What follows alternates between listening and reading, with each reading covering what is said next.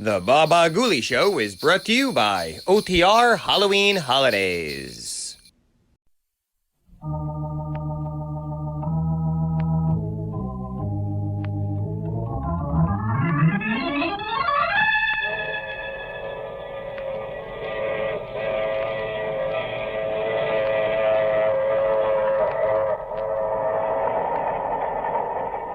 The Mutual Broadcasting System presents The Mysterious Traveler, written, produced, and directed by Robert A. Arthur and David Cogan, and starring tonight two of radio's outstanding personalities, Frank Reddick and Jan Miner, in an original play titled Death Has a Cold Breath. This is The Mysterious Traveler, inviting you to join me on another journey into the realm of the strange and the terrifying. I hope you will enjoy the trip, that it will thrill you a little and chill you a little, as we discover that death has a cold breath.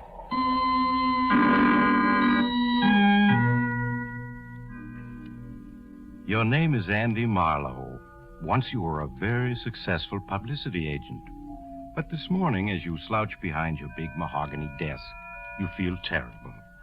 You're nursing a hangover. You're worrying about the IOUs you've been passing out the last few months to certain rather tough individuals who run gambling houses. You're slipping fast. Your bankroll is gone. Your girl, Julie, who's just as hard and beautiful as the diamond she loves to wear, is looking for greener pastures. And you're on the skids. Unless you come up with a smart idea. You stare at your appointment pad with bleary eyes. The first name on it is Harold Farrington. Harold Farrington, the matinee idol of 20 years back. Now he's a has-been ham. You almost tell your assistant to send him away, but you change your mind and have him sent in.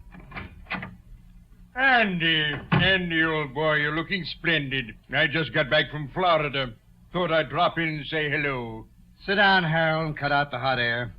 You haven't the price of a trip to South Jersey, much less Florida, and I know it. Always bluff and direct, Andy. That's what I like about you. Yes, it's embarrassing to admit it, but I am financially substandard at the moment. If it's a touch, Harold, the answer is no. I wouldn't dream of asking you for a loan, Andy. I want to retain you, to enlist your services to put me once again on the front pages. Remember 6 months ago, you dreamed up that idea of a national theater that I hope to found? That got me nice headlines, Andy. Yes, but you didn't get a job out of it. I'm going to be frank with you, Harold. Of course, old man, of course. The only way you'll ever work on Broadway again is to get a job in the street cleaning department. Andy. But I know you're only joking. Just remind the public of me and the women will clamor to see me again. I've always had success with the women, you know. The answer is no. I like to get paid for my services. But you will, Andy. 6 months ago, for your last campaign, I made you sole beneficiary in my will. You'll collect when I die. Sole beneficiary in your will. What a laugh. I think I fell for your line about having trust funds that would pay off when you died. I checked up later. You don't even own a spare suit of clothes. I admit I exaggerated. I confess it. Oh, that's mighty white of you. However, this might interest you. A letter that was forwarded to me last week. Read what it says. 6 pages in a woman's handwriting. reeking with gardenia perfume. Phooey. It's from a wealthy widow in Boston. 25 years ago, she was an admirer of mine. Her name is Abby Wilson, Mrs. Abby Wilson, and she's worth $500,000. Harold, you bore me. So does Mrs. Abby Wilson. Now get to the point, will you? I am, Andy. She's ill, slowly dying. And having read about my plan to start a theater which I would run in the interests of a free, untrammeled stage, she decided to make the dream possible by leaving me all her money when she dies. Now, don't you see, Andy, that will of mine is now worth something. When Mrs. Abby Wilson dies, I'm a rich man. Pipe dreams, Harold. She's probably a crackpot in an old lady's home. And to show you what I think of your will, in which I'm sole beneficiary, let's see, it ought to be in this drawer here. Yeah, here it is. Now, watch, Harold. There's your precious will where it belongs, in the wastebasket. Now, get out of here, you old has-been. I'm busy. Your exasperation finally has gotten the better of you, Andy. You kick Harold Farrington out. Then, feeling worse than ever, you slump in your chair again. You're still slouched there half an hour later when the telephone rings. Hello. Hello, darling. Oh, hello, Julie. My. The Wonder Boy sounds as if he had a hangover this morning. Oh, I'm all right. Just catching a little cold, that's all. Oh, then you'll probably be glad to have me break our date for tonight. Break our date? Yes. I won't be able to make it tonight, Andy. So sorry. Why won't you be able to make it? I've had those tickets for weeks. I'm flying out to the coast at midnight, sweetheart. Bill Wentworth is throwing a really big house party, and then a cruise on his yacht afterward. What? He phoned last night to invite me, and I accepted. Julie, you can't walk out on me like this. Just because Wentworth has money. And you have charm, Andy. But the charm's been wearing a little thin lately. And so has your bankroll. So goodbye, darling. See you around. Julie, wait. Oh, the hard-boiled little gold diggers. I'll get another bankroll somehow, and she'll come running back. I know Julie. For a moment, Andy, you daydream about being rich again. But you're rudely interrupted by the sound of an argument outside and your office door opens. Hello, Marlowe. Your office boy didn't want to let me in, but I persuaded him I had business with you. Oh, hello, Rocky. I'm glad you dropped in. Yeah. I've been planning to get in touch with you. I've got a big deal in the fire. Huh? Yeah, gonna get a big fee out of it. Well, I hope you do, Andy, for your sake. So, Rocky, I just wanted to ask you if you could just wait a few days on those IOUs. I'll really be flush. Well, nobody ever said Rocky Smith wasn't a reasonable man. What's your idea of a few days? Well, naturally, I don't get my fee until my client begins to see himself in the headlines, so... Well, how about 60 days, Rocky? Huh. Because I never got past the 8th grade, Marlowe. But 60 seems to me considerably more than a few. I'll let you have 3 days. And that's all. When he's gone, you hastily pour yourself a drink, Andy. Just then your telephone rings. You let it ring. What can it be but more bad news? Finally, the ringing gets on your nerves. You answer it. Hello? Hello, is this Mr. Andrew Marlowe? Yes, this is Marlowe speaking. Well, my name is Phelps, Mr. Marlowe. I'm calling from Boston. Yes, Mr. Phelps. Well, Mr. Marlowe, I'm very anxious to contact Mr. Harold Farrington. I believe he's a client of yours. Well, you could call it that. Yeah, he was here. Left about half an hour ago. Oh, well, can you possibly locate him for me, Mr. Marlowe? It's rather important. You see, I represent the estate of the late Mrs. Abby Wilson. I'm anxious... Wait a minute. Did you say the estate of the late Mrs. Abby Wilson? Well, yes, Mr. Marlowe. Mrs. Wilson died day before yesterday. And it appears that her new will leaves everything she owns to Mr. Farrington. I believe she was once an admirer of his. Oh, yes. I know all about that, Mr. Phelps. I'll tell you, I'll locate Harold for you. You just leave it to me. Well, I'd certainly appreciate it, Mr. Marlowe. I'd like him here for the probating of the will. Of course, as soon as the news gets out, the He goes on talking, but you're not listening, Andy. Your mind is working like lightning now. So that crazy story of Harold's about a rich widow leaving him everything was true. Like a fool, you tore up Harold's will, making you his heir.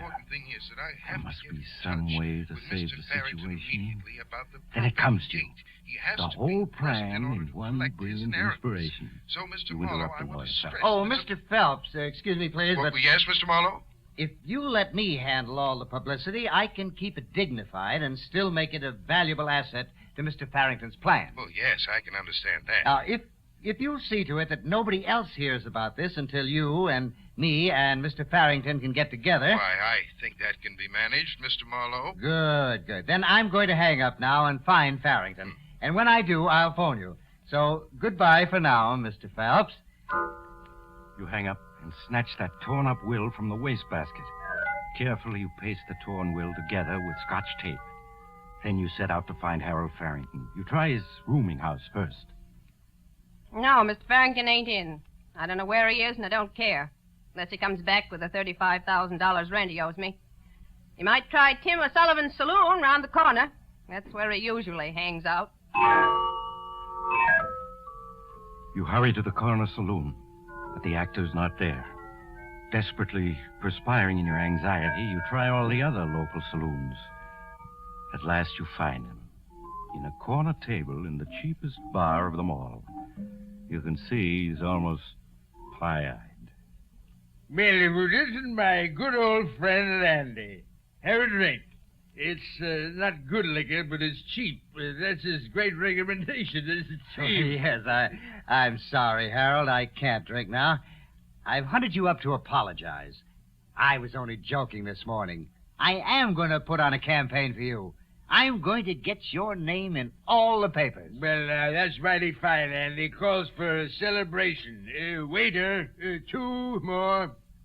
You sit down, Andy, controlling your impatience. You bring out the damaged will and get Harold to initial each torn section. Then you tell him about your publicity scheme for him. He's to disappear, you explain, after threatening to kill himself. Threatened to kill myself, eh? To die, to sleep, perchance to dream. Aye, and there's the rub. For in that sleep of death, what dreams may come when we have shuffled off this mortal coil must give us pause. Shakespeare, Andy. All right, sounds like a good scheme. I'll cooperate. Your plan is working, Andy. Working beautifully. You get Harold Farrington into the phone booth. You phone Ross of the Daily Ledger, and Farrington talks to him. Hello, Ross. This is Harold Farrington. Just wanted to tell you I'm going to play a big role soon in the tragedy of man. I'm going to play the corpse. What am I talking about? I'm just trying to tell you, old boy, the time has come to ring down the curtain. Going to end the little drama of Harold Farrington. Hello. Andy, how do you like that? He said I was drunk, and he hung up. Yes, your scheme is working beautifully. You have Harold Farrington phone all the critics and tell them he's going to kill himself. But then Farrington collapses. Desperately, you realize you have to have help. You telephone Julie. You persuade her to bring her car and meet you. You show her the will. Tell her about Mrs. Abby Wilson. Surely, Julie, you understand. If this will is legal, I'll come at $500,000 soon. I understand that, darling. But just how are you going to collect? I mean, suppose dear Harold decides to stay alive and then changes his will. He won't. I mean, how long can he live drinking as he does? He's on his last legs. You mean you'll keep him supplied with free liquor until he obligingly drinks himself to death, Andy, dear? Yes, something like that. I haven't time to tell you the details now, but somebody has to get Harold to my cabin up in the woods and keep him hidden there. That's your job, Julie. Get him there, keep him there, and don't let anybody know he is there. Darling, for both our sakes, say you'll do it. Well, it means missing Bill Wentworth's party, but All right, I'll do it.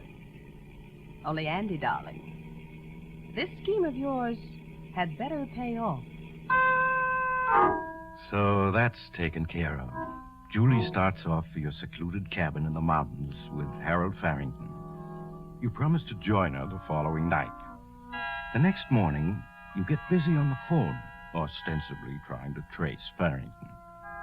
Among others, you call your old friend, the theatrical critic, Paul Milton. Yes, Paul, I am worried about Harold Farrington. It's no gag. I know he called you yesterday and threatened to commit suicide, and I think he meant it. I'm really worried about him. Okay, I'll keep looking. See you soon, Paul. We'll have a drink together. Paul Milton's skepticism is typical, and it's just what you want. Last of all, you call another old friend, Captain Harry Banning, in the Bureau of Missing Persons. Oh, now, Harry, I'm not trying to drum up a story. Farrington really is missing. I want you to put out a missing persons notice on... Well, if that's the way you feel about it, I'll have to find him without any help from the police. You hang up, and you're pleased, Andy. Very pleased. That evening, you catch the train for the little town of Ridge Gap, where your cabin is located. At the Ridge Gap station, you slip away into the darkness without being noticed. It's bitterly cold, but you walk the 2 miles to your cabin. There you find Julie and Harold Farrington having a drink in the living room. After the necessary greetings, you waste no time in getting down to business. Well, kids, we're rolling. The editors are beginning to believe in your suicide, Harold. Andy, I'm not so sure that the suicide is a good publicity angle. The more I think about it... Of course it's a good angle. Isn't it, Julie? Why, of course it is, Harold. Why, it'll get the critics to writing long, appreciative articles about you. The kinds of thing the producers all notice. Well, maybe, but I still think... Harold, you hired me to do the thinking. Now, listen. You write me a long letter of farewell. Understand? A letter of farewell. Well, I could do that with the quotations from my great plays, Macbeth, Hamlet. That's it, Harold? Yes. I'll take the letter back to New York with me. I'll call all the critics. I'll get a couple of them to rush up here with me. Now, just before we get here, you take 1 sleeping tablet.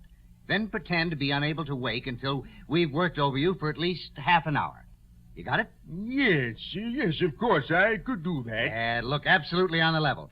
Tomorrow evening, your name will be headlines from coast to coast. Well, if you're sure, Andy. I'm positive. Now, sit down at my desk and start writing that suicide note. And be sure to apologize to me for using my cabin. You understand, Harold? You leave Harold Farrington busy writing the suicide letter. You take Julie into the next room to tell her the rest of your plan. And as soon as he finishes that letter, Harold's going to die. You understand that, don't you, Julie? Die? Andy, you didn't say anything about that when you sent me up here with him. I'm not going to have anything to do with murder. Harold will drink himself to death in another 6 months. What difference does it make if he goes now? It means $500,000 to us, me and you. It's perfectly safe. By now, half New York knows Harold was threatening to kill himself. You go on If he married talking, you, persuading you'd her. be rich. And when you All want to putting up be, a you little can act be for only a few very, days. very Maybe persuasive. a few hours. At last, Julie gives in to your scheme. All right, Andy, I'll do it. But let's get it over with quickly. You go back into the living room. Harold has finished writing his farewell to you and the world, and he's reading it aloud with great self-appreciation. Out, brief candle. Life's but a walking shadow, a poor player that struts and frets his hour upon the stage, and then is heard no more. Oh, there you are, Andy. Listen, I think this is rather good. He begins at the beginning and reads the whole letter to you. It's what you want, exactly. As he reads, you busy yourself fixing him a drink. And into the drink, you pour the contents of a small bottle. Harold Farrington finishes his letter and waits for your applause. That's splendid, Harold. Simply terrific. It nearly made me cry, just listening to it. I think without undue modesty, one could say it's good theater. Oh, is that a drink for me, Andy? Well, it isn't for anybody else, Harold. Thank you. I've earned this drink. Well, bottoms up. He drinks, and in 5 minutes, it's all over. For one last instant, he stares at you accusingly, then his eyes close, and he falls forward on the desk. He's dead. Perfect, Julie. Couldn't have worked out better. Oh, now what, Andy? Back to New York and come find him tomorrow or the next day? No. It's all going to be settled tonight. Tonight? Yes. There's a very special reason why. I owe some money. But tomorrow I've got to be able to prove I can pay it from the inheritance. Now, we're going to drive to Ridge Gap, have dinner, and pretend we're on our way up here from New York. Then we arrive here, find Harold dead, and phone the sheriff. That's all there is to it. Andy, now wait a minute. What is it? What time is Harold supposed to have died? Well, sometime last night when I was in New York. That's impossible. His body, it'll still be warm when the sheriff gets here. The sheriff will know that Harold must have died this evening. Yeah, that's right. I forgot that. I can't wait till tomorrow. Just can't. I got it. What? It's cold out. Only about 15 above zero. Yeah. We put Harold out on the terrace, chair and all, for half an hour. And then he'll be cold, plenty cold. It'll seem as if he died hours ago. Swiftly, you and Julie lift the chair in which Harold Farrington sits. You carry it out on the terrace in the bitterly cold wind. There you leave Harold to cool a bit. Back in the house, you set everything straight, remove all evidence of Julie's having been there. You wait half an hour, 45 minutes. Then you carry Harold back in, chair and all, and pose him properly in front of the desk where his touching suicide note waits. The picture is perfect. Cold enough now. Feel his forehead. He's like ice. Yeah. That's because he died last night, my dear. Now let's go. We'll have dinner at the village, make sure we're seen, then come up here and discover Harold. Your program goes off without a hitch, Andy. In the village of Ridge Gap, you make sure witnesses see you eating. You tell the waitress you're just on your way to the cabin. Then you drive up and find poor Harold's body. In half an hour, the sheriff is there with the coroner. The sheriff looks around, listens to your story, reads the letter Harold so obligingly wrote, and nods. Yep. Certainly is plain enough story, Mr. Marlowe. Poor fella, down on his luck, decided to end it all. You say you gave him a key to this cabin 6 months ago? Yes, that's right, Sheriff. 6 months ago, I did a publicity campaign for him, and he used to come up here to work out our plans. I gave him a key then, and he kept it. And poor Harold crept here to die in hiding. That's how it goes. Well, I guess there's no use our hanging around any longer. Poor fella's stone cold. Means he died last night or this morning, I guess. Well, Doc, let's phone Williams the undertaker and get this over with. I guess we better wait a mite before we call the undertaker, Sheriff. Wait? What for? There's something a bit peculiar here. Peculiar? Well, what do you mean, Doc? Let's feel this fellow's forehead. Mighty cold, isn't it? That's right. Cold as ice. Shows he's been dead quite some time. Yes, everybody knows that. It's in every detective story. His forehead was as cold as ice. Wish I had $1 for each time I've read that. Yes, but I'm afraid you don't get my point. You see, a dead body can only cool off to the temperature of the room it's in. Oh, well, what are you getting at? Just this. I took the temperature of this suicide. His body temperature's only 45 degrees. 45 degrees? That's right. Well, how could that be, Doc? This room is 70 degrees. It ain't possible. Andy. Be quiet, Julie. You're right, Sheriff. It isn't possible. Unless this suicide walked outdoors and practically froze himself, he came back in, sat down, and waited for us. And I don't think he did. What you're saying, Doc, is, it's not suicide. It's murder. And I reckon we got the murderers right here in this room with us. Well, folks, how about it?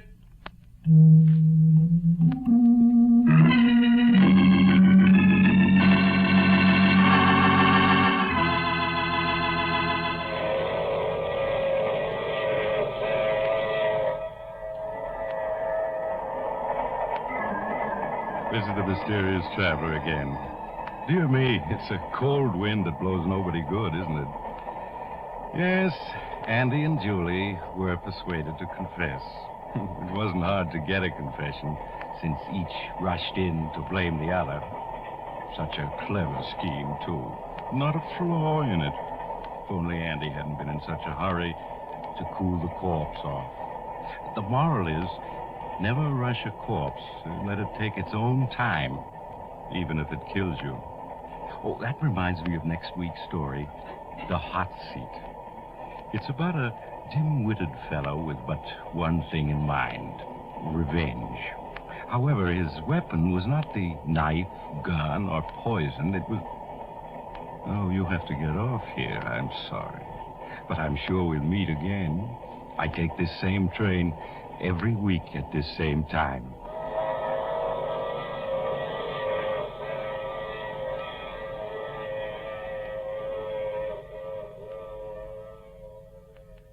You have just heard The Mysterious Traveler, a series of dramas of the strange and terrifying.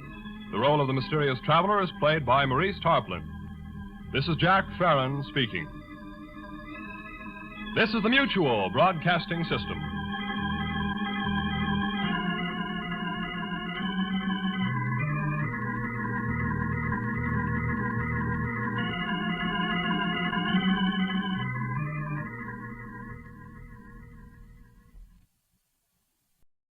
Cartoons, usually found in your television set. Today, however, they will appear inside your radio. This is Watch Waddle Tunes on the Baba Ghoulie Show.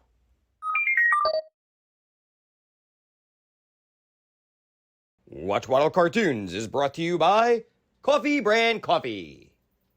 Coffee Brand Coffee, it's the spot. Coffee Brand Coffee, serve it hot.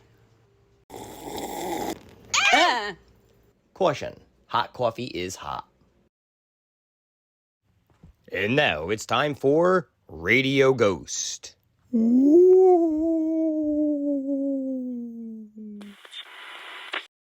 Oh, Rochester, where is my violin? Say goodnight, Gracie. Just the facts, ma'am. Is that you, Mert? How's every little thing? Tain't funny, McGee.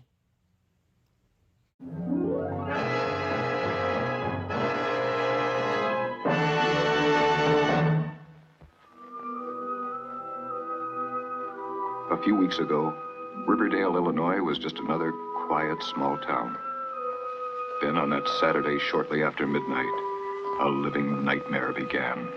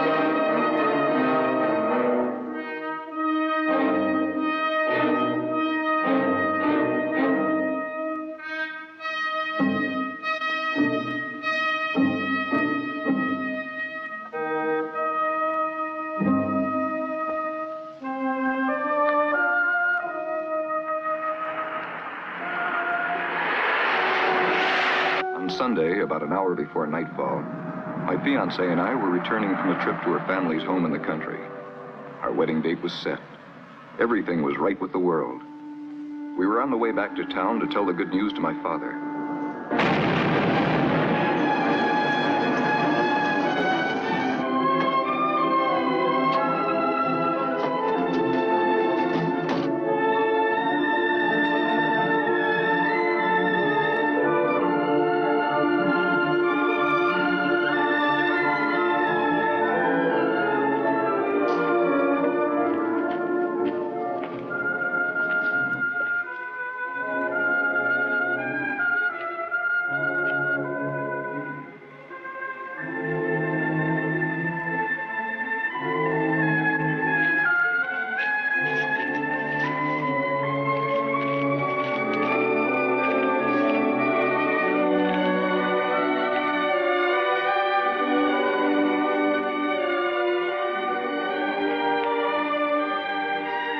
All of them. Dead.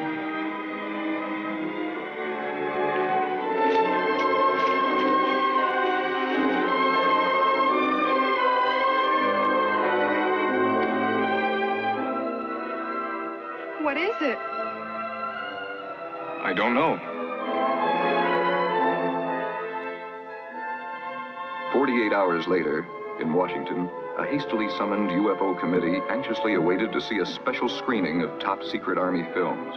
Delaying the proceedings was the late arrival of Senator Walter K. Powers. All right, Garrett, let's go.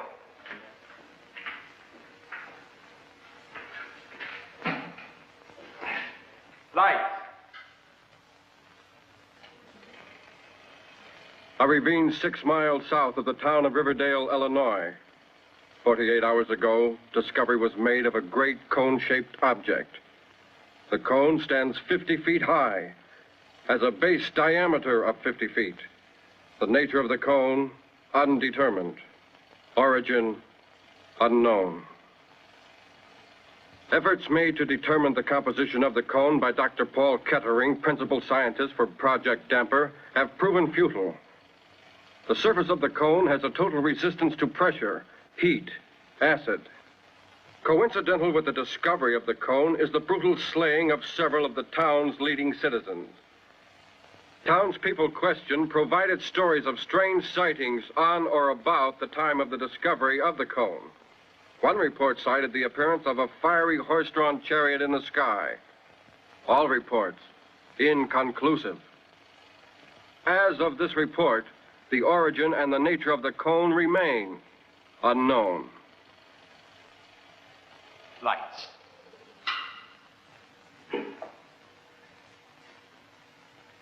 I don't know whether you gentlemen are aware of it, but on directive from the executive branch, I've been given a free hand in the matter of this ship. I want some action. I have the people's interests at heart, but I will not have my hands bound by lack of all the facts. Dan, call the hotel and tell them to pack our things. Then call the airport and charter a plane. We're heading for that little town of Riverdale. I want to see this thing firsthand.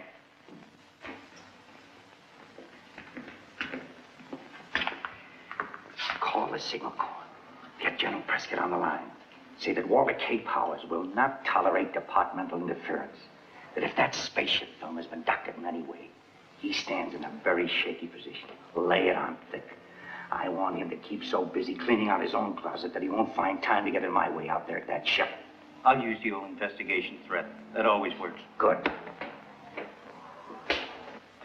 Garrett! Garrett, I'm going to poke so many holes in that spaceship fairy tale, the lid'll be off in 24 hours.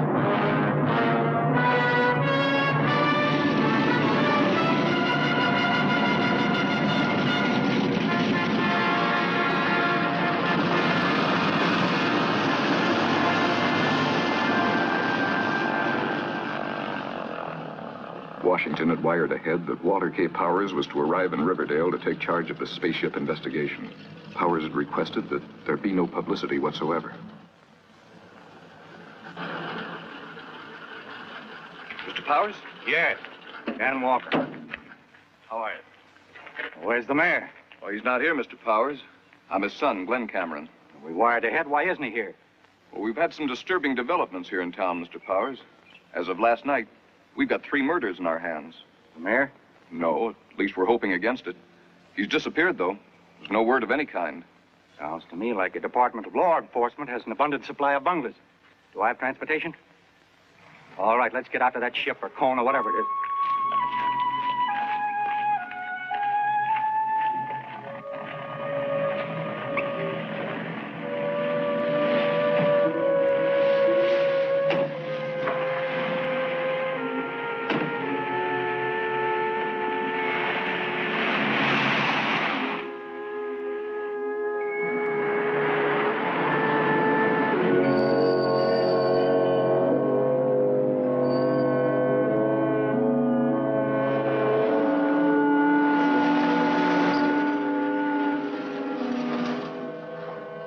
Entering the restricted ravine area, I had the feeling that we were being watched, although there wasn't a soul around.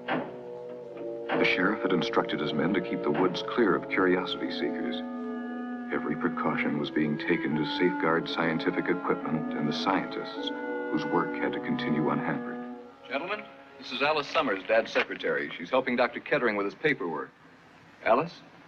Mr. Walter K. Powers? Hi. Dan Walker. How's it coming along? Well, Dr. Kettering's all set to go inside the cone. You mean no one's been inside yet? What's the holdup? System, Mr. Powers. That thing may have dangers we don't know of. Did Kettering come down from up there? Well, he and Dr. Weiler are making a test just now. What kind of test? A sonic test. They're sending sound impulses into the tunneling to determine its length. I'm going up there. Mr. Powers, Dr. Kettering may not like that.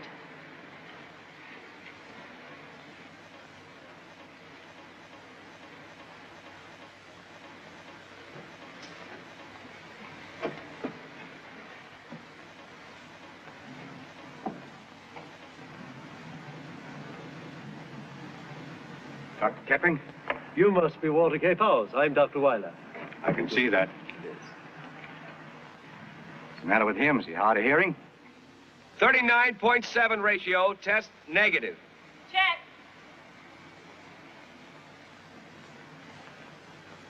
Now, hello, Powers. I'm Paul Kettering. You know I'm here. I want action. Good. We can use some. So far, our batting average is 0. Not quite 0. I understand this ship had some kind of markings. They were destroyed. That's impossible. First, let me say, we haven't determined whether it is a ship.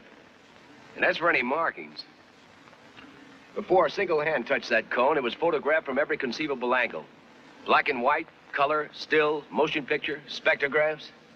Everything's open to your inspection. Who took these photographs? My staff and I. Look, this thing is indestructible. To remove any markings, you'd have to alter the surface. And that, Mr. Powers, is impossible. Nothing's indestructible. Give the wind enough time, and it can wear away a mountain.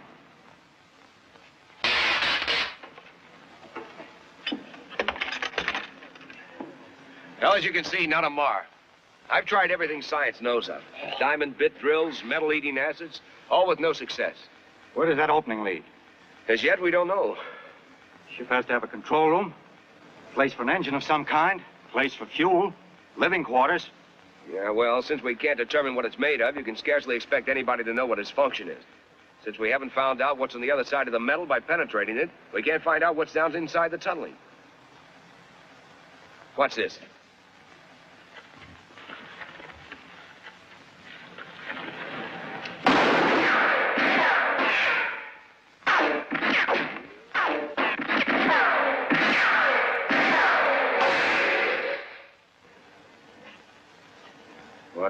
What's it mean? It means the tunnel is cyclic. Is what? The point of origin becomes the point of return. I can do without the double talk. I don't like to push you, Kettering, but you science boys tend to get all wrapped up in your test tubes, and the obvious things escape your attention. I've got to have something to report. I want action, not theories. I want to know what's on the inside of that ship. Well, I suppose now's as good a time as any.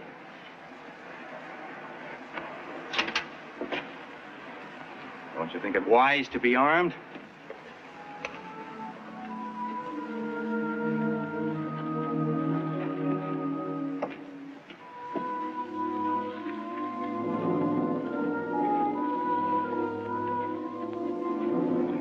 Come on now. What's really on the inside of that thing? I don't know.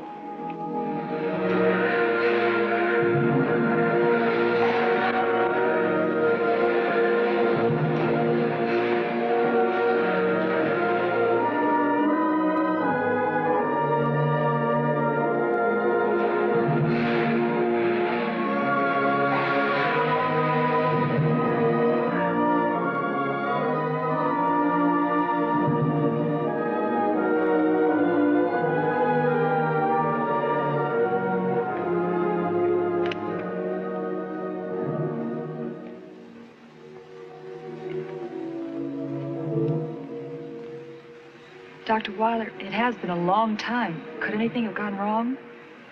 I don't know. How long has he been in there? Too long.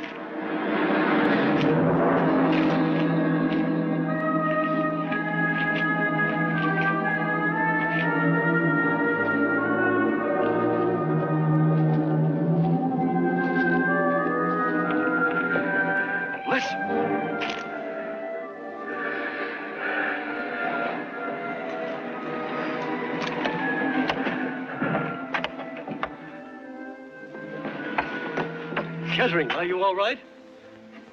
A little the worse for wear. What did you find? Nothing. Nothing.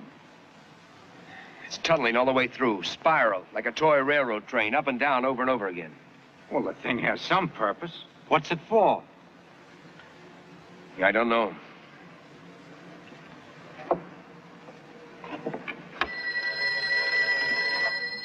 Hello?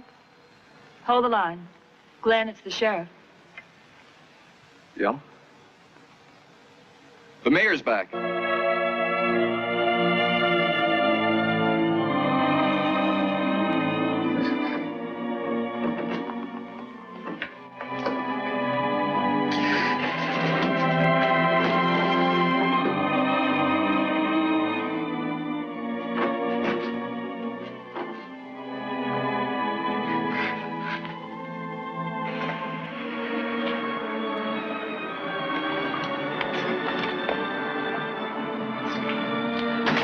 Hey, Glenn, he's still up there. Let's go up. Hey, Ryan, stay put and keep your eyes open. Let me alone. Let me alone.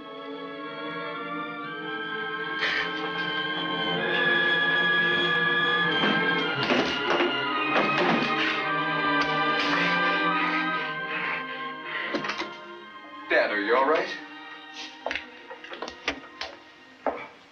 Dad, you had us worried. You left no word. I left word with Alice. Alice, didn't you give him my message? Mayor Cameron, you didn't say anything to me. Oh, didn't I? I was sure I had. Where you been all this time, Mayor? Cameron, I'm on to Cape Powers, down from Washington. I'm here to keep this spaceship business in check. Don't you think you picked a very poor time to absent yourself from office?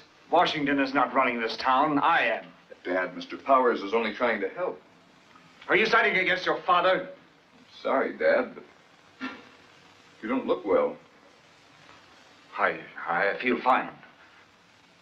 You do look kind of pale, Mayor Cameron. I'm not sure you're welcome in this town anymore, Dr. Kettering. Now, hold on, Cameron. If I have to push my weight around, I will. Riverdale's not a republic. It's part of the USA. One telephone call from me and this town goes under martial law. Now, let's not make... Get out! All of you, get out! Mr. Powers, please wait. Dad, there is something the matter. What is it? I said get out! And keep away from that door! Wait a minute, what's going on here? What is that on the back of your neck, Mayor? There's nothing on my neck. I say there is. Do you mind if I take a look at it? Don't go near him. Why don't you give the gun to Glenn? He's your son. Surely you trust him. All we want to do is help you. Dad? May I have the gun?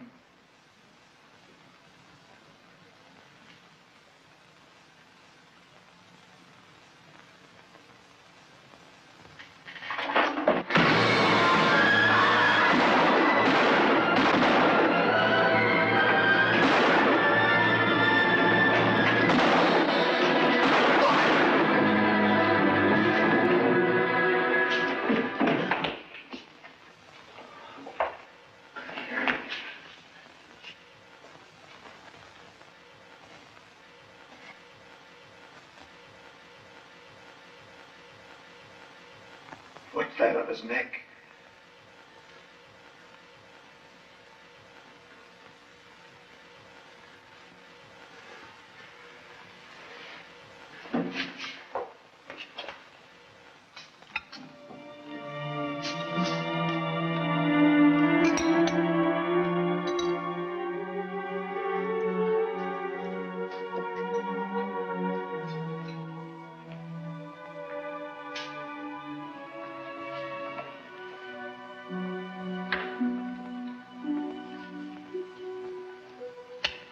What did you find out?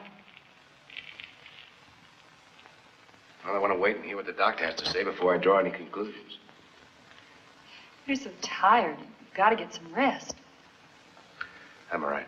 Well, what was it? Well, we can't say yet. We'll know in a moment.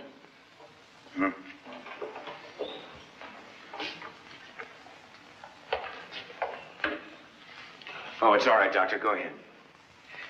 None of you should feel any sense of guilt about the mayor's death because of the shooting. What do you mean? He would have died anyway. It works like this, Powers. That thing on the back of the mayor's neck had two piercing instruments. They attached themselves to the central nervous system at the base of the neck.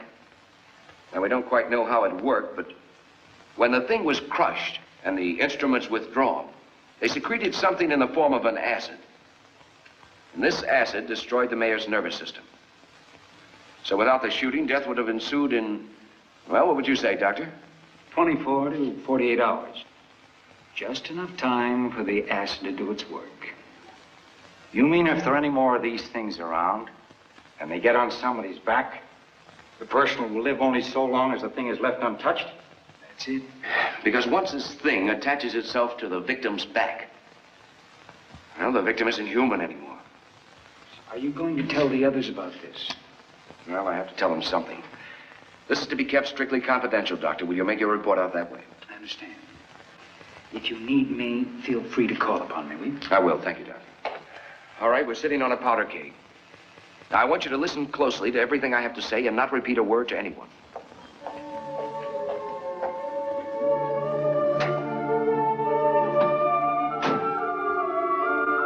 Notify all the men we're on a 24-hour duty.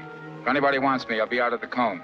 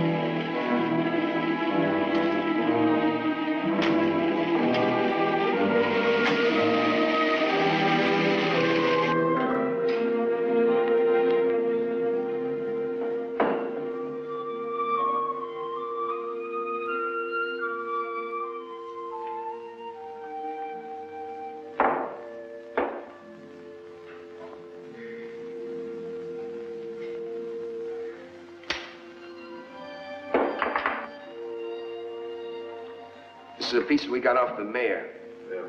Reflex action like a snake. Cut a snake in half and the two pieces go off in different directions. How long can it do that? Oh, I say, till the cellular structure begins to break down, I suppose. Second.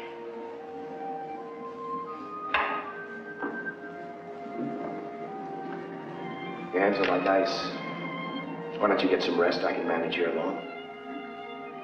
I'd feel less guilty if you did. about the parasites? Do you think there are many more of them? So why don't you let me worry about that? Can't you get some rest?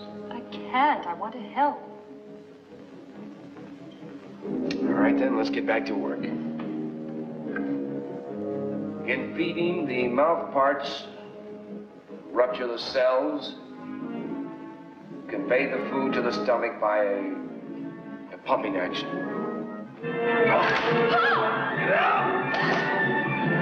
It's breaking open the skin! Don't hit it, but something hit it!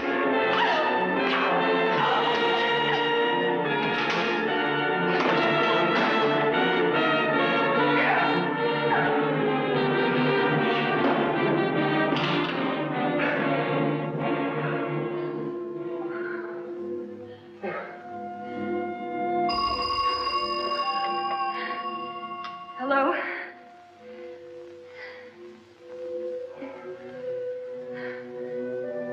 Kettering, Weiler, I've got an idea about this cone out here. I don't know why it didn't occur to me before. Yes, can you get out here right away? Yeah, okay, I'll be right over. Weiler's come up with something. We'll have to pick up the others and go right over.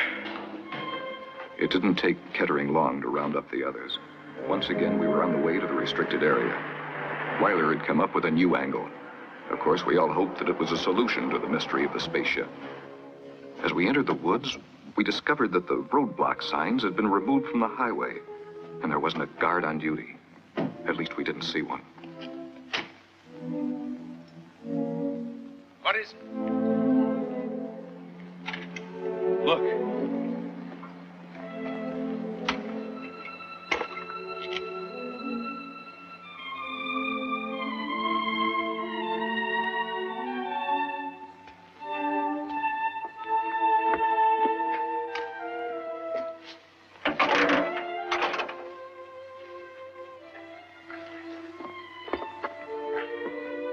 Are you thinking the same thing I am? Hello! Hello!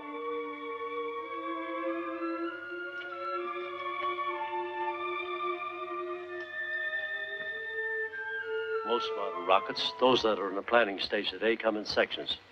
That is to say, you have one section for control room and living quarters. Then you have two more fuel sections. As the fuel sections become needless, empty of fuel, they're cast off. Jettisoned. Simply dead weight. This cone's a fuel section, is that it? We've been wasting our time. The control section's someplace else. Maybe miles away. Not miles away. Simply out of space. Floating perpetually. Well, we know this is not an American project. This cone is a useless piece of junk. We're wasting our time here. So, it's come down to the parasites. What about it, Kettering? Well, we can't handle it single-handed. I didn't ask it. My job here is to help keep a damper on this thing. We don't want a nationwide panic in our hands. We got to keep this thing down to Russell. Now, just how much of a threat are they? Well, some of this is fact and some of it is scientific hunch. Give us a rundown and never mind pulling the punches. All right. They're parasites. That means they need something or someone to live on. On their own, most parasites would die. Well, they tried animals. Why didn't they settle on animals? That's the rub. They wanted more than just life. They tried animals through ignorance. They didn't understand earthly forms. They didn't know which animal, including man, was best suited for this environment. So they experimented. Trial and error. You mean they can think? They chose the mayor. That shows they can think. These things take over a man's mind. He becomes a robot? A machine taking orders? Except for one thing. It may not show on the outside. A victim may act normally. Well, they haven't moved in on us in force yet. If we can find out where they're nesting, we may get the jump on them. There's another part to this ship, and we've got to find it. Glenn, this is your town. Draw up a map. Outline search zones. I'll call the sheriff and have him get his men organized.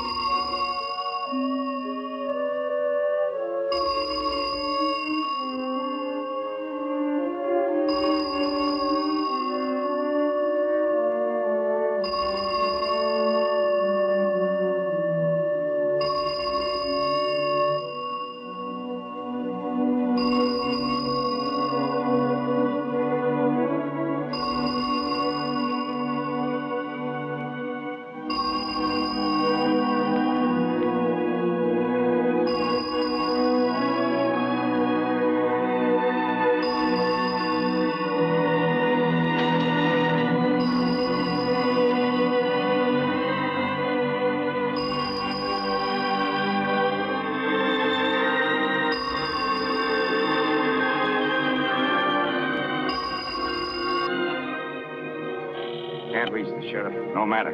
This calls for the state militia. I'll wire the governor. What about the folks in town? They'll know something's up if you call in the militia. You have a local radio station, don't you? I'll arrange for the radio station to make an announcement. We're having a civil defense drill. Nothing to get excited about, just routine. Well, here's the map. It's not a good job, but it's a map. You're not going to start a search now, are you? Why not? Oh, I just thought. Well, perhaps you're right. Now, I thought we'd break up into 3 groups. First thing, though, we ought to get the girls back into town. We're in on this, too. We'll search on our own if you won't take us. I'm not going to stay in town all by myself. Okay, I'll change it around. Now, Kettering, you and Alice can take this area. Powers, Dan Walker, and Weiler can cover this area. Elaine and I will work here. And I think we ought to agree. If anyone finds a trace of the other part of the ship, go to the city hall. We'll meet back there. Nobody should act on his own. We'll need weapons. We have them in our supplies. All right, we've wasted enough time. Let's go.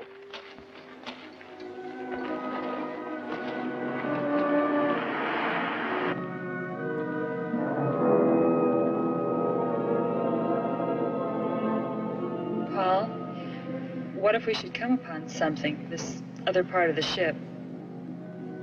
No funny business. We'll report back to the others. Scared? I'd be lying if I said I wasn't. I think we should have held off on this search. Do you mind telling me why? Because if there's another part of the ship, we do find it, we couldn't do very much about it now, could we? You don't talk very much, do you? That's why he's my assistant. Now, you take parrots. They're great talkers, lousy flyers.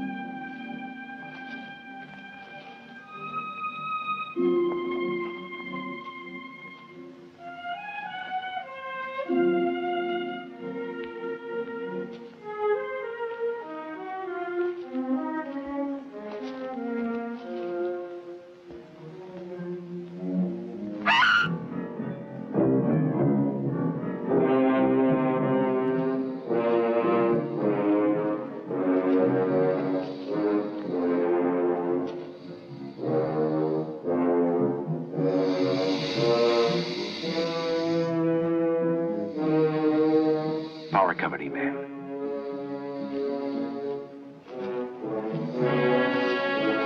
Is he? Yes.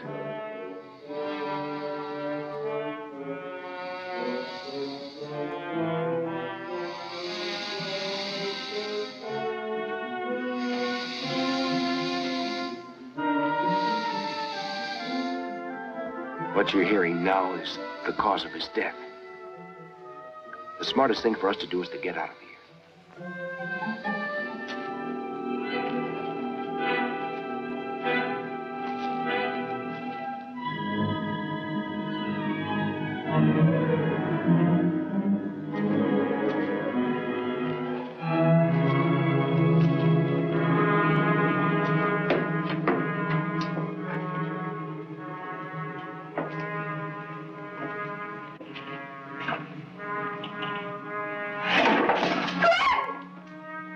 It's all right. The wind slammed it shut. It's locked from the outside. Glenn! Is somebody out there? I am breathing!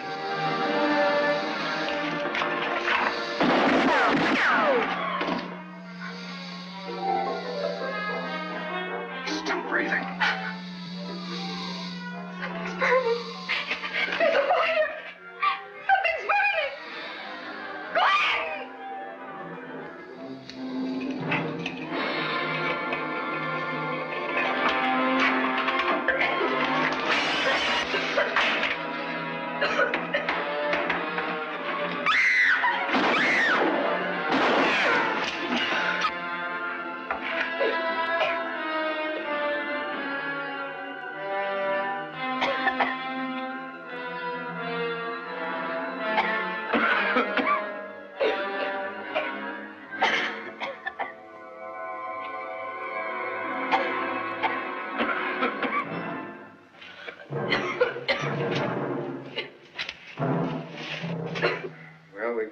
an object lesson on how not to conduct a search.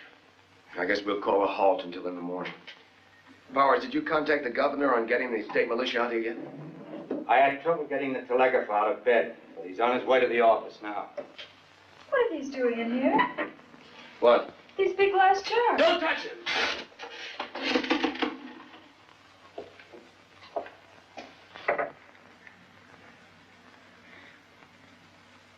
Unless I missed my bet, these jars are connected with the parasites. How? The mayor is the only person with one of these on him yet. On their own, the parasites can't move around from one place to the other rapidly. They just aren't made that way. They were going to have the mayor plant these jars where they would do the most harm. And in each jar, a parasite. You've hit it on the head, Kettering. Now we know what to look for. I'm going to send that water.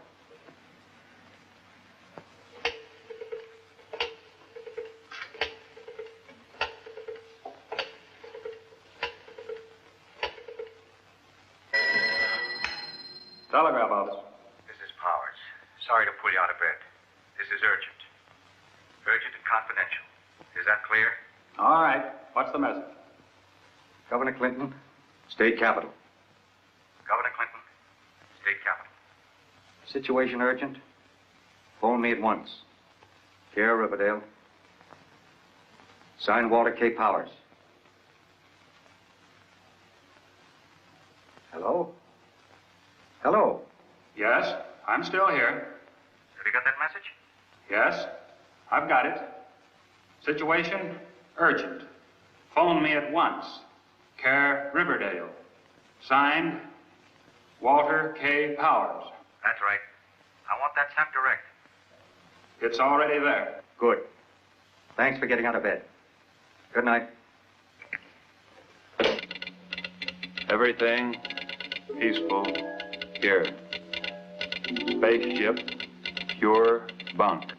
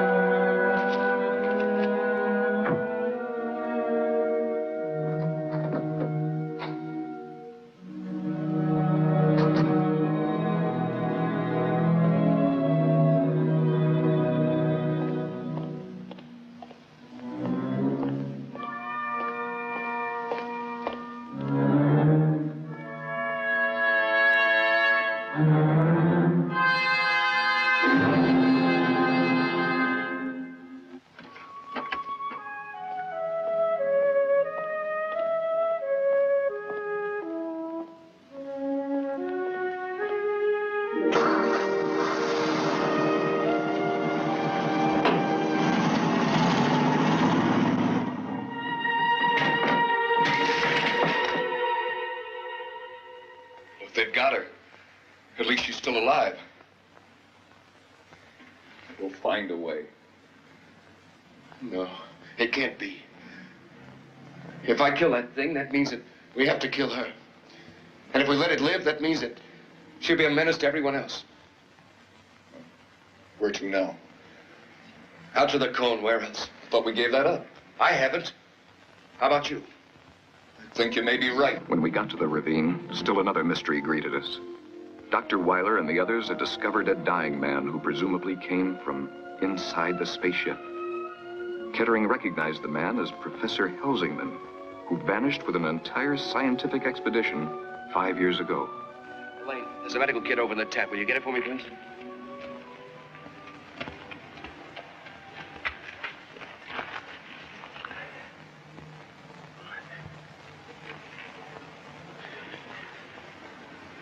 Will he live? No, but he's going to, as long as science can make him. Why did the thing go away? Why did it leave him? A car with a bad engine. Would you buy it? He's got a bad heart. It's the same thing. That parasite off his back. He'll die in a matter of hours.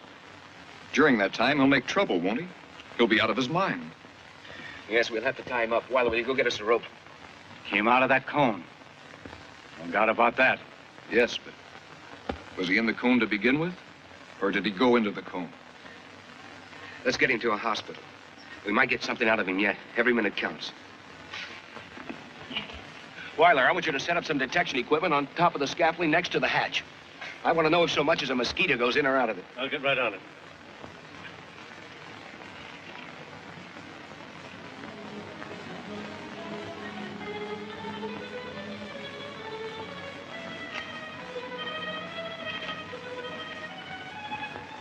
Where were you last night? We could have used you. I don't know. I must have been out of the office. Why'd you take those two men off the roadblock?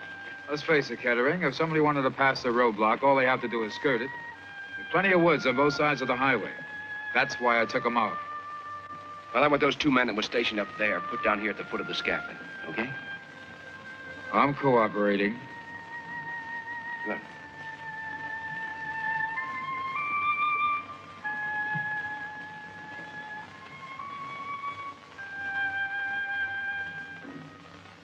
Your name is Helsingman. You are a professor of biochemistry at Wallingford University. I studied under you. What are the parasites? Where do they come from? What do they want of us? You disappeared nearly 5 years ago. Where have you been all this time? You were given up for dead. Where is Dr. Cole, who vanished with you? Kettering. He knows it's you, Kevin. Get him to talk. You've got to. Helsingman, are the parasites from the cone? What is the secret of the cone? Carboniferous. Carboniferous. Carboniferous. Carboniferous age. What's the Carboniferous age? 200 million years ago, the coal and oil forming period began. Geologists refer to it as the Carboniferous age. It was the age of insects. Giant dragonflies, 2 feet in wingspread. All kinds of insects, mammoth in size. You mean the parasites come from the Earth? They've survived in the Earth all this time? Death. Oh, death.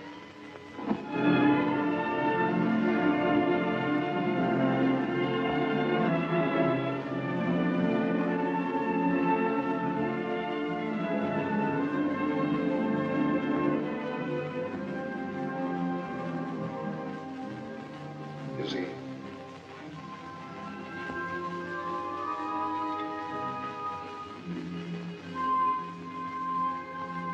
And it's not a spaceship. It's from below. Put me through to the governor's office in the state capitol. Who shall I say is calling, sir? Powers, Walter K. Powers. Put me through. I'm sorry, sir. The lines are busy. Well, keep trying. I'll keep trying, sir.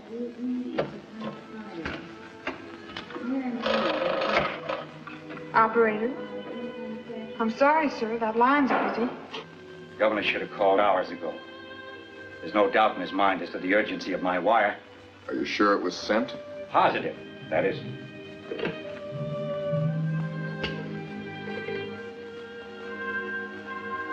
Hello, operator.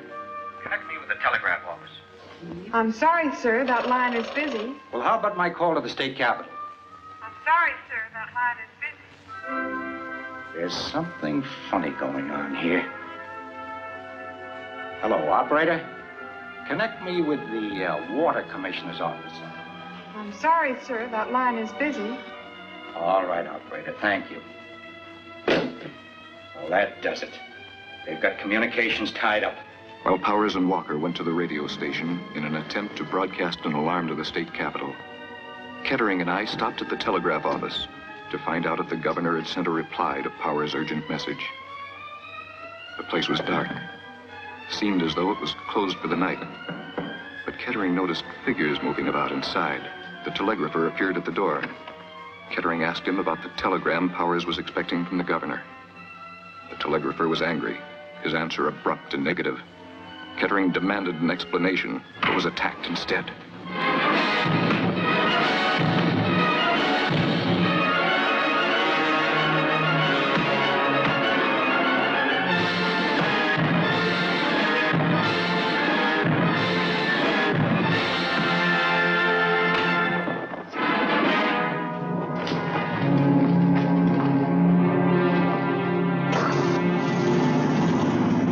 Are you all set?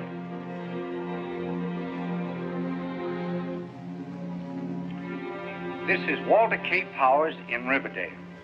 This message is directed to anyone outside the Riverdale area who can hear my voice. I repeat, this message is directed to anyone outside the Riverdale area.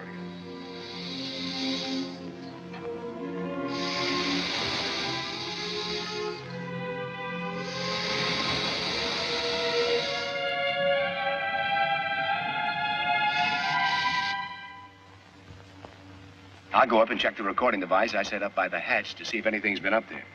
You two stay down here and map out a plan for searching the tunnel. I don't know if I'd be of much help. I never met a man who thought so little of his own abilities. Hi. Has anyone been up near the hatch since you two boys have been on duty? Not a soul, sir. Why? Do you want one of us stationed up there?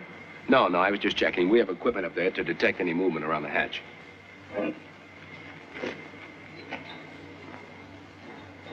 No one's been up there, sir. You can be sure of that.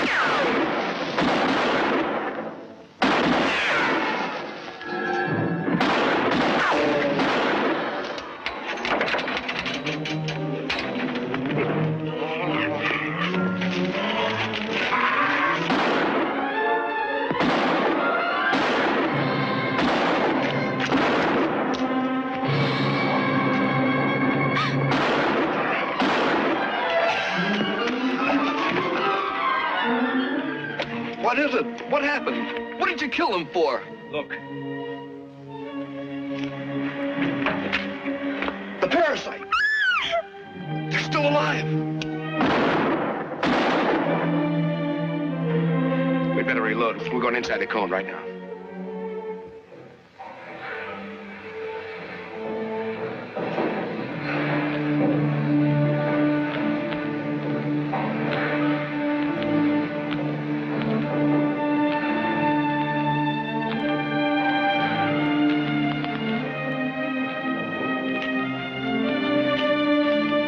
Where's Kettering and young Cameron? Went inside the cone. What?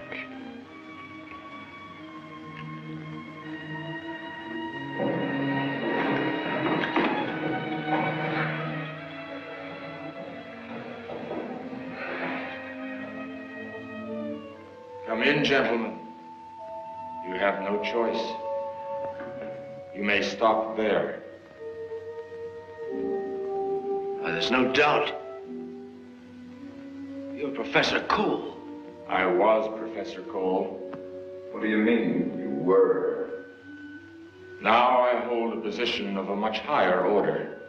I presume you're like the others. No will of your own. You take your orders from that thing on your back. There is nothing on my back. That's what it tells you. And these glass pillars. There's nothing in them, I suppose. You speak directly to me. We are in complete harmony. We are inseparable. There is no conflict of purpose here as there is among mankind. We will not engage in combat. No violence of any kind. Why should we? When we can scatter quietly like seeds in the wind. You mean spread like a disease, like some vile plague from the corruptions of the earth? Our social order is pure, innocent. It has the exactitude of mathematics. We shall force upon man a life free from strife and turmoil. Ironic that man should obtain his long-sought utopia as a gift rather than as something earned. Speak in riddles. How many more are there in your world? We that you see here are the founders. Though few in number, we shall organize man to aid us in bringing the others to the surface. It will take time. But we have learned patience in 200 million years. We are not so well adjusted. We've reached the end of our patience. Your flesh and blood. Drop him. I said drop him. Kettering! The leeches! Let's get out of here!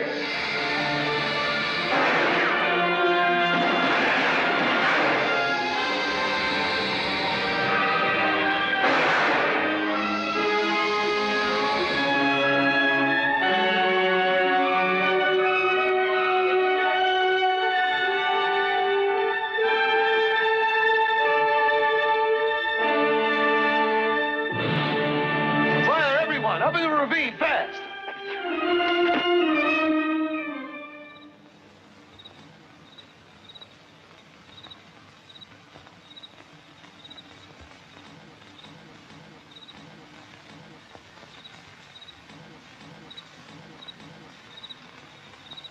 What are they waiting for? Let him wait. We need the time. Glenn, I've got an idea. You think you can salvage that power truck we saw stopped on the highway? I might. Why? You think you can manage it alone? We've got to stay here and keep an eye on the cone. I'll do my best.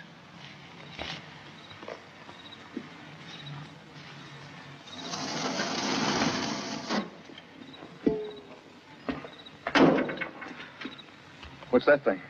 It's a harpoon gun, more or less. Air pressure type. Power company uses it to get their lines over difficult terrains.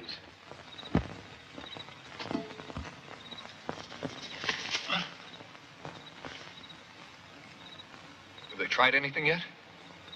Not a sign of movement. Too quiet. They're setting up something. I can feel it in the air. Glenn, I'm going down the other end of the ravine. When I give you the signal, you fire the gun. And keep everybody clear of this cable. And when I get over the other side, you secure the end of this cable onto the end of that heavy electrical cable you saw on the back of the truck, okay?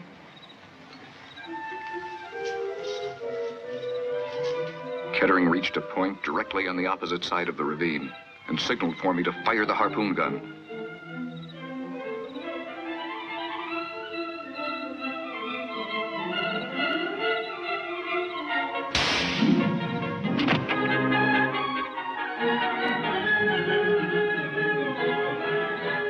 The next step was to tie his end of the wire to a tree.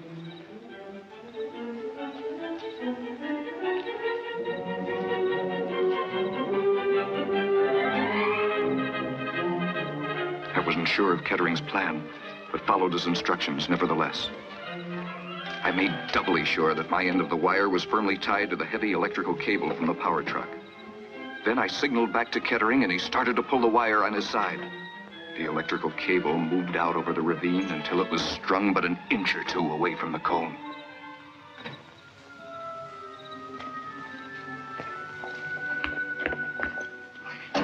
What is all this, Kettering?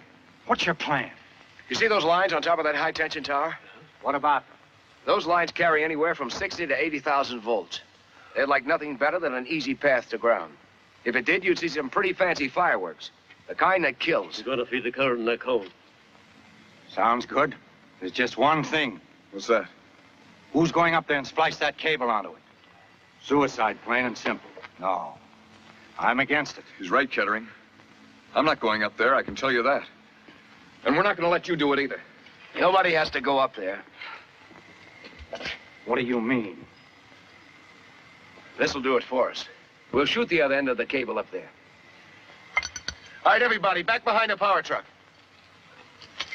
Kettering, do you want me to stay on? Just say the word. You want to? No, but I intend to just the same. Kettering! Look!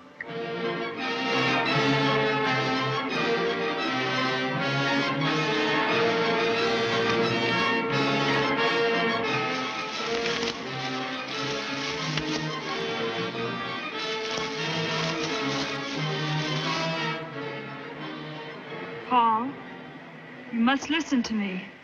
What I have to say means everything to me. Alice, whatever you have to say, it's not of your own making. No, Paul, you're wrong. I know what you're thinking, but you're wrong. Alice, you must come down. There's no time left. There is time, Paul. You can give it to us. Say it. Go ahead. Listen and believe. If peaceful means fail, they'll be compelled to use force. Do you understand? Alice, will you come with me? I make you this solemn promise. If it takes me the rest of my life, I'll find a way of freeing you. I believe in that so strongly, I know I won't fail. Never. How could I ever think that I loved you?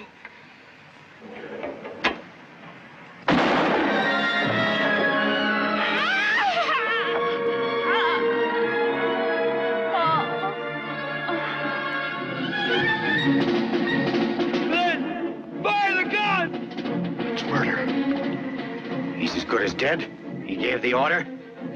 Fire the gun. I can't. Now, you listen to me. Either fire that gun or give it to me. Fire the gun!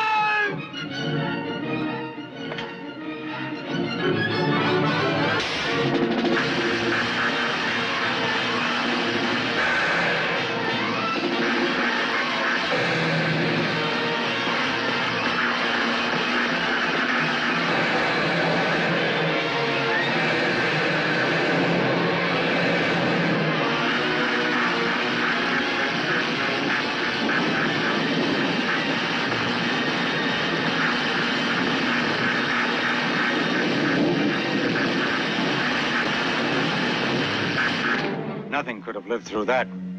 We have to make sure. Let's get at it. You're all dead, every last one of them. No, there's still some people in town. I'll attend to that. Watch my dust. We'll get them. Or you don't know Walter K. Powers. Yeah, Twyla. We've still got a job to do. Come on.